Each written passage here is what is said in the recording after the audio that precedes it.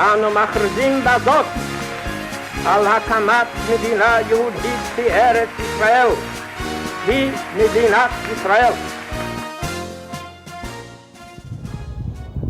התארגנות העם היהודי אחרי השואה. המלחמה הסתיימה ואט אט התבררו ממדי האסון שפקד את העם היהודי. 6 מיליון קורבנות. הניצולים היו מפוזרים בכל רחבי אירופה. התארגנות העם היהודי לאחר השואה התבטאה במספר אפיקים עיקריים. 1. תנועת הבריחה שאפשרה לניצולים לשארית הפלטה להגיע לארץ ישראל. 2. פעולת הנוקמים שכללה נקמה בנאצים. 3.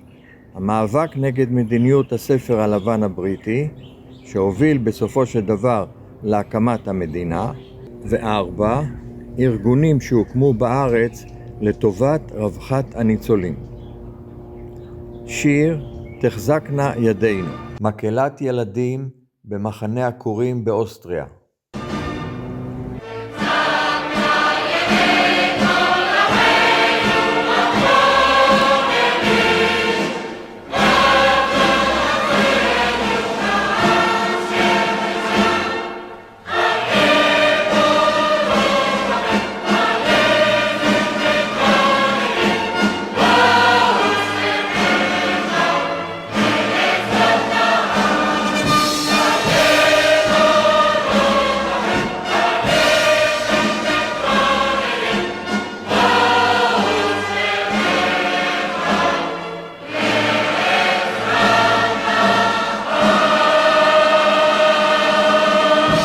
תנועת הבריחה החלה באופן ספונטני על ידי הניצולים ולאחר מכן נתמכה על ידי גופים כמו הבריגדה היהודית בצבא הבריטי, ההגנה, המוסד לעלייה ב' והג'וינט האמריקאי. התנועה פעלה משלהי מלחמת העולם השנייה ועד להקמת מדינת ישראל והייתה אחראית להברחתם של כ-300,000 ניצולי שואה ממזרח אירופה לכיוון דרום ומערב אל נמלי הים התיכון באיטליה ובצרפת. ניצולים שבחרו לנטוש את גיא ההריגה של אירופה כדי להקים לעצמם בית בארץ ישראל. הם יצאו מהמחנות, מן היערות וממקומות מסתור והחלו להתארגן לעזרה הדדית.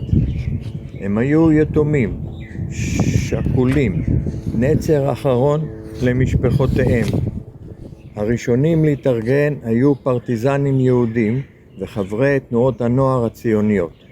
הם התארגנו במה שנקרא קיבוצים, בהם נמצאו לפליטים קורת גג, סמיכה, זוג מכנסיים, אוכל, מעון, משפחה וכתובת ראשונה.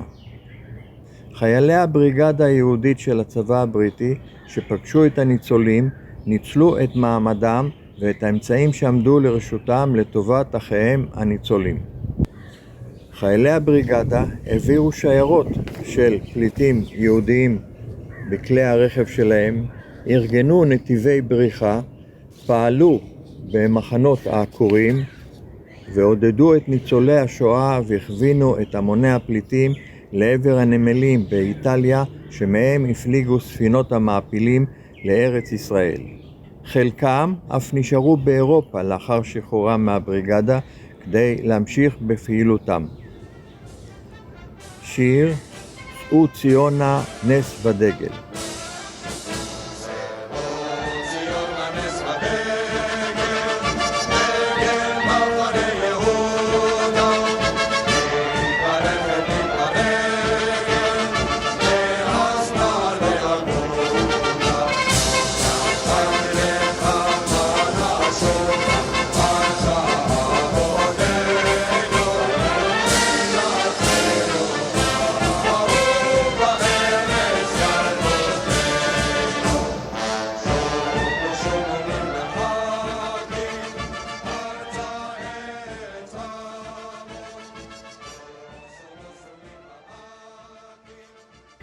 בהמשך נטל על עצמו המוסד לעלייה ב' של ההגנה, שהוקם כדי לסייע ליהודים לעלות לארץ ישראל, למרות האיסור שהטילו שלטונות המנדט הבריטי.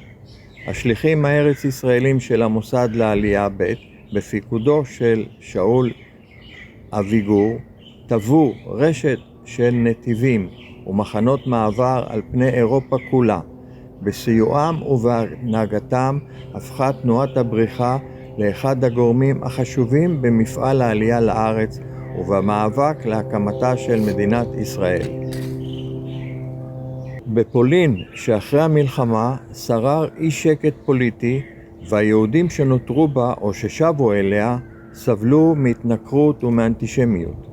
ב-1946 ערכו פורעים פולניים בעיירה קילצה פוגרום בניצולים היהודים, לאחר שנפוצה שמועה עלילת דם נגד היהודים שכביכול חטפו ילד נוצרי והשתמשו בדמו לצורך טקס דתי. 42 יהודים נרצחו ועוד 80 נפצעו. טבח זה הפך לנקודת המפנה. לא היה עוד כל צורך להאיץ ביהודים הנרדפים לנטוש את פולין.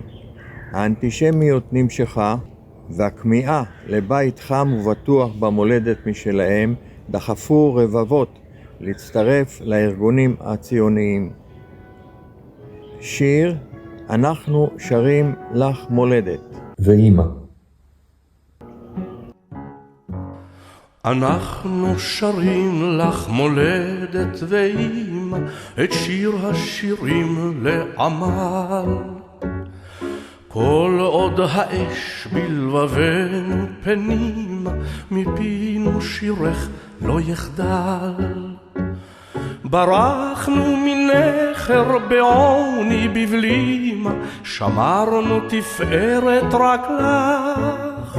אנחנו בנים רק לאמא, לאמא, אנחנו כולנו שלך. אנחנו בנים רק לאמא, לאמא, אנחנו כולנו שלך. החלה זרימה המונית של יהודים מפולין וממדינות ברית המועצות דרך רומניה, צ'כוסלובקיה, אוקראינה והונגריה אל מחנות העקורים בגרמניה, באוסטריה ובאיטליה שבשליטת בעלות הברית. משם הם המשיכו לנמלי איטליה ולנמלי דרום צרפת בדרך אל ארץ ישראל. ארגון הבריחה טיפל בלוגיסטיקה הכרוכה בתנועה זאת, הסעה מעיר לעיר, מארץ לארץ, חציית מעברי גבול בעזרת שוחד ותעודות שזויפו במעבדות הארגון, הברחת גבולות ברגל, בקור, בשלג. ארגון מחנות מעבר וטיפול בשוהים בהם, בדרכם אל נמלי הים, בדרכם לארץ ישראל. שיר נבנה ארצנו ארץ מולדת. נבנה ארצנו ארץ מולדת, לנו ארץ ארץ טוב. נבנה ארצנו ארץ מולדת, צר דמנו לצר הדורות. נבנה ארצנו על אף כל מחתימנו, נבנה ארצנו בכוח רצוננו.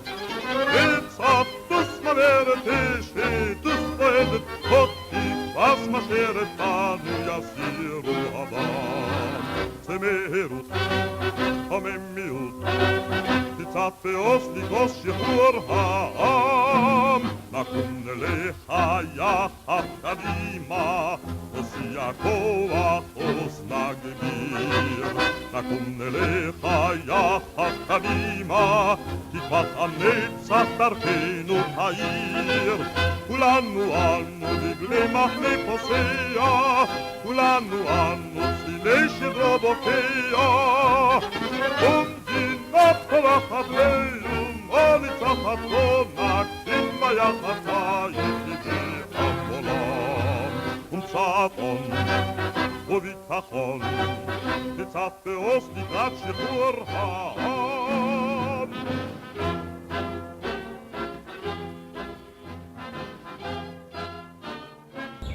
במחנות אלה ניהל ארגון הבריחה פעילות של תמיכה ושיקום בעזרת הסיוע שהעניקו הארגונים של יהודי ארצות הברית, ובמיוחד ארגון הג'וינט, שתרומתו לתנועת הבריחה לא תסולא בפז.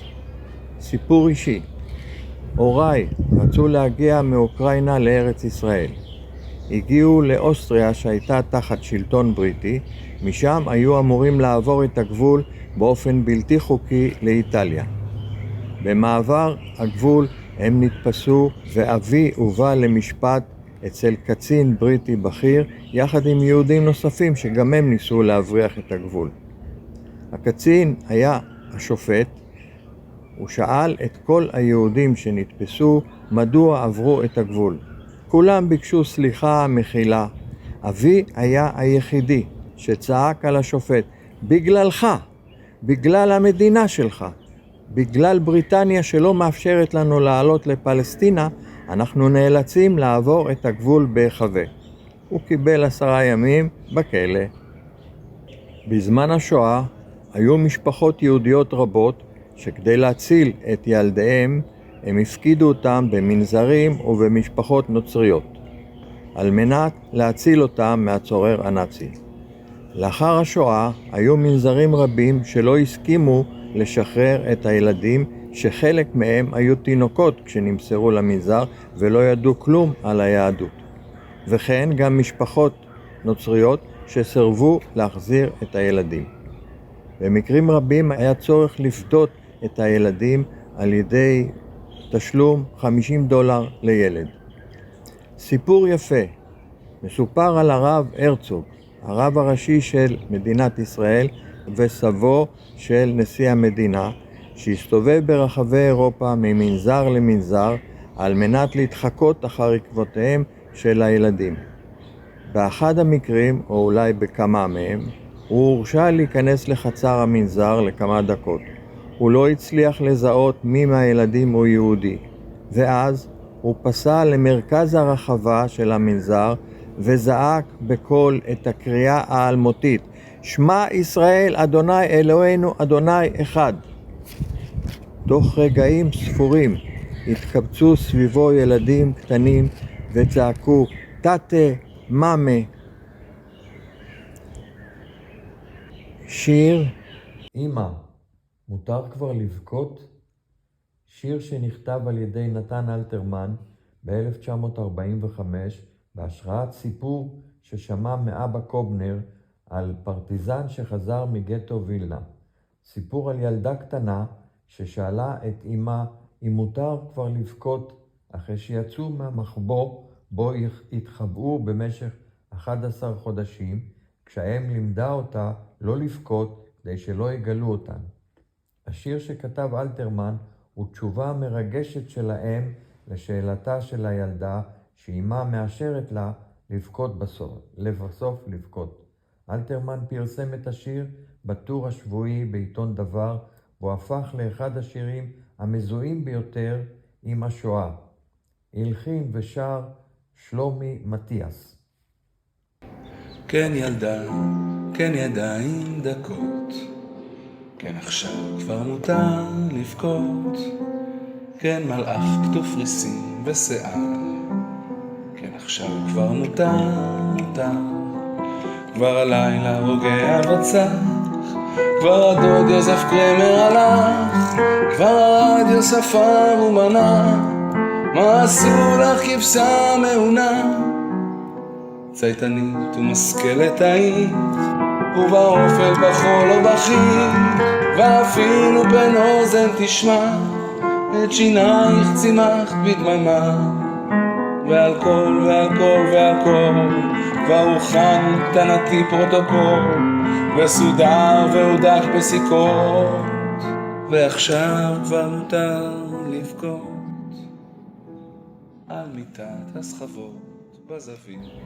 במסגרת מאמצי ההצלה שלו העלה הרב הרצוג כ-500 ילדים יהודים במה שנקרא עליית הרצוג. מתוך 1,300,000 ילדים יהודים שהיו באירופה לפני השואה, נותרו לאחר המלחמה כ-130,000 ילדים בלבד. שיתוף פעולה של כלל הגופים הפועלים בישראל לאחר השואה הביא את נציגי המפלגות, הגופים הציוניים ותנועות הנוער להסכמה כי יש לאתר את הילדים. הם נשארו לנו כה מעטים מהם, לאסוף אותם, לטפל בהם ולהביאם למקום בטוח לארצם ארץ ישראל. שם יגלידו פצעיהם ושם יחיו לבטח. הוקם ארגון הקואורדינציה הציונית לגאולת ילדים יהודים, שמטרתו הייתה לאתר, לחלץ ולפדות ילדים שהוסתרו כנוצרים בזמן המלחמה, במנזרים או במשפחות נוצריות. פעולה זאת של איתור ואיסוף הילדים ממסגרות נוצריות הייתה מורכבת ביותר. הבריחה הקימה בתי ילדים שהעניקו טיפול רפואי נפשי, מזון, כלים להתמודד עם פחדים, עם כעסים, הקניית הרגלי התנהגות והשלמת לימודים שנזנחו במשך שנות המלחמה. 2. אופק התארגנות שני היה ארגוני הנוקמים. זה היה שם כולל לקבוצות של ניצולי שואה, פרטיזנים ואנשי הבריגדה היהודית שהתארגנו לאחר המלחמה כדי לנקום בנאצים. בתוך הבריגדה היהודית הוקמה חוליה שנקראה המוציאים לפועל או הנוקמים. חבריה חיסלו באיטליה נאצים שהיו מעורבים ברצח יהודים. בין מפקדיה של החוליה היו מאיר זורע, חיים לסקוב ועוד. קבוצה קיצונית יותר נקראה קבוצת הנקם. היא מנתה כ-60 יהודים מקרב הפרטיזנים לשעבר, ומנהיגה היה אבא קובנר. תוכניתה הייתה להרעיל בארות מים של ערים בגרמניה ולגרום למוות המוני של מיליוני אזרחים בגרמניה. בתיווכו של חיים ויצמן הם הצליחו להשיג מהאחים אפרים ואהרון קציר רעל, אך הפעולה השתבשה ולא יצאה אל הפועל. תוכנית שנייה שלהם הייתה הרעלת שבויי SS ששהו במחנה שבויים ליד העיר נירנברג. חייל בבריגדה העביר להם מפריז כמות גדולה של רעל ארסן. אחד הנוקמים החל לעבוד במאפייה שסיפקה לחם לשבויי ה-SS. הם מרחו רעל על 3,000 כיכרות לחם. 9,000 משבויי ה-SS חלו, אך לא דווח לצערנו על אף מקרה מוות. מלבד הנוקמים המאורגנים נמצאו גם יהודים רבים שנקמו בגרמנים באופן עצמאי. במחקרו של ירון קימור הוא חשף כי סך הכל חוסלו כ-1,500 פושעים נאצים על ידי יחידים, ארגוני פרטיזנים ולוחמי מוסד. אפיק התארגנות שלישי של העם היהודי לאחר השואה היה כמובן המאבק נגד מדיניות הספר הלבן הבריטי על ידי ההגנה, המחתרות אצ"ל ולח"י שנלחמו בבריטים, ארגנו את ההעפלה מאירופה ובסופו של דבר השיגו את הקמת המדינה. נושא זה מופיע בפרקים שכבר סיפרתי בעבר. שיר אל חופי אדמת מולדת. אלי חופי אדמת מולדת, אט נא שוטי שוטי ספינתי, אלי ארצי זו הנחמדת, מחורתי שלי ופינתי.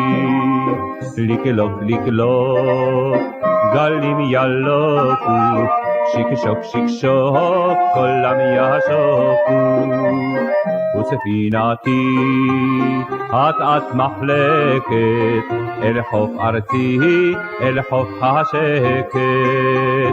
המגדלור זורש על הבת, אורות מנצנצים לי מחכים. שלום לכם אמא אוהבת, חוזר אני מנדוד במרחקים. לקלוק לקלוק גלים ילוקו, שקשוק שקשוק כולם ישוקו. וספינתי אט מחלקת אל חוף ארצי, אל חוף השקט. אפיק התארגנות רביעי של העם היהודי לטובת רווחת שארית הפלדה מורכב מארגונים ופעילויות רבות שקמו בישראל בעיקר לאחר הקמת המדינה. המוכרים והבולטים שבהם הם מוסד יד ושם, רשות הזיכרון להנצחת זכר השואה בישראל, המופקדת על תיעוד תולדותיו של העם היהודי בתקופת השואה, הנצחת סיפור חייהם וזכרם של כל אחד מששת מיליוני הנספים והנחלת מורשת השואה לדורות הבאים.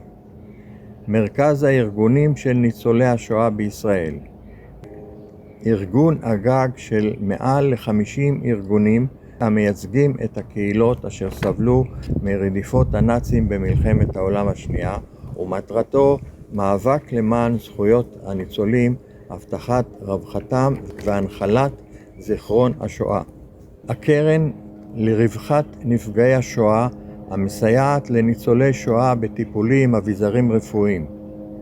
הרשות הממשלתית לזכויות ניצולי השואה הפועלת במסגרת חוק נכי המלחמה בנאצים ומעניקה גם הטבות לניצולי השואה. מסע בני הנוער לפולין, אחת הפעילויות המרכזיות במערכת החינוך בישראל סביב הוראת השואה. יום השואה, יום הזיכרון לשואה ולגבורה המוקדש לזכר השואה. עמותת עמך המעניקה מענה לצרכים הנפשיים והחברתיים של ניצולי שואה ובני משפחותיהם. ארגוני יוצאי קהילות, ארגונים המייצגים קהילות יהודיות מארצות מזרח אירופה להנצחת הקהילה הספציפית. עמותה כזאת היא עמותת בית טל, הפועלת להנצחת קדושי העיירות ולשימור מורשת העיירות טרוכנברוד ולוזישט מאוקראינה, עיירתה של אמא שלי. בשנים הראשונות לאחר קום המדינה ניהלו את העמותה בני הדור הראשון. כשהתבגרו קיבל את תפקיד יושב ראש העמותה האלוף אביהו בן נון, מפקד חיל האוויר לשעבר, שסבו היה השוחט של העיירה. לאחר 12 שנים של ניהול העמותה נבחרתי אני לנהל את העמותה וניהלתי אותה 11 שנים בגאווה ובחרדת קודש. כל ציון לגולה, שהייתה תחנת שידור של הסוכנות היהודים, ששידרה בשנים הראשונות לקום המדינה שידורי רדיו לקהילות יהודיות בגולה. השידורים ב9 שפות זכו לתעודה רבה בקהילות היהודיות באירופה ולימים גם בדרום אמריקה. שיר בחשאי ספינה גוששת. בחשאי ספינה גוששת, ליל שחור, הים זועף, אוי שמעי, אדמת מורשת, שב אלייך בן עייף. בחשאי ספינה גוששת, בתקווה שם לב הולם, הוי שמעי, אדמת מורשת, שב אלייך בן חולם. בחשאי עולים אחי על אדמת מורשת, ובאוזנם היא סוד לוחשת, כל לחי, כל לחי. בחשאי ספינה גוששת, ליל שחור, הים זועף, הוי שמעי, אדמת מורשת, שב אלייך בן עייף.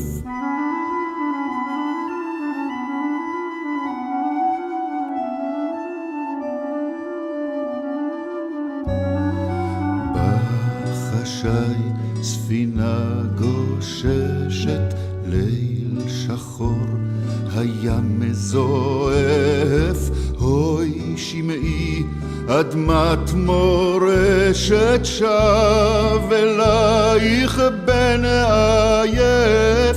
בחשאי ספינה גוששת בתקווה, שם לב הולם, הוי שמעי, אדמת מורשת שב אלייך בן חולם.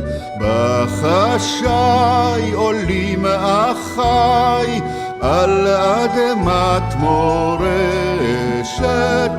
ובאוזנם היסוד לוחשת כל חי, כל חי.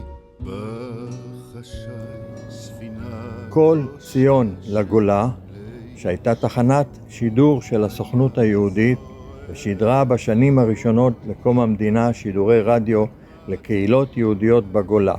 השידורים ב9 שפות זכו לתעודה רבה בקהילות היהודיות באירופה ולימים גם בדרום אמריקה.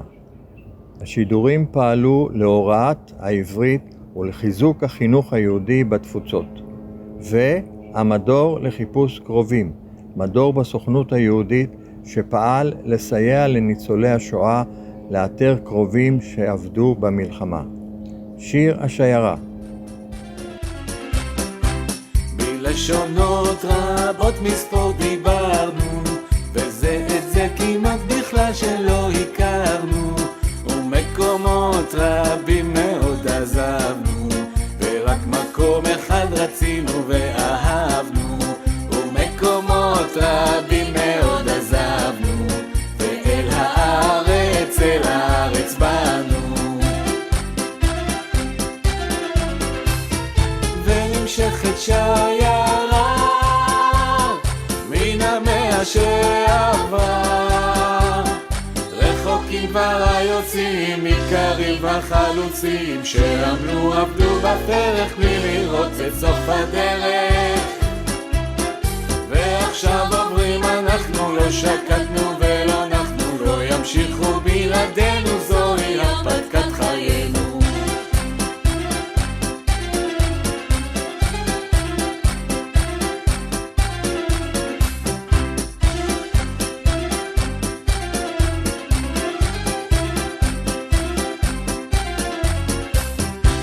מגטאות ומחנות הגחנו, אל הביצות ואל הישימון הלכנו, מקצות ערב מרוסיה ופולניה, הדלקנו אור גם בדימונה גם בדגניה.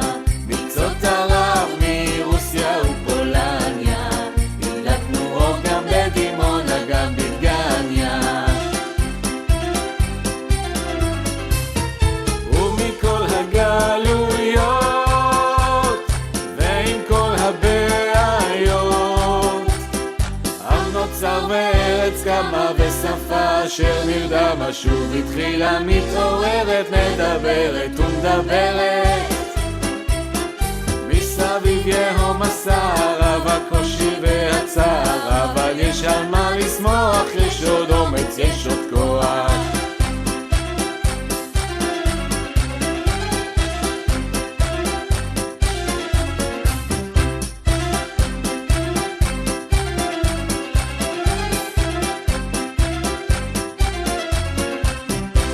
איך ישראל צומחת מסביבנו, היא חזקה יותר מכל חסרונותינו, וגם הנגב עוד יהיה פורח, ועוד נדאג שהזקן יהיה שמח. וגם הנגב עוד יהיה פורח, ועוד נדאג שהזקן יהיה שמח. ומכל הגלויות ועם כל הבעיות. תודה על תשומת לבכם. שבת שלום וסוף שבוע רגוע.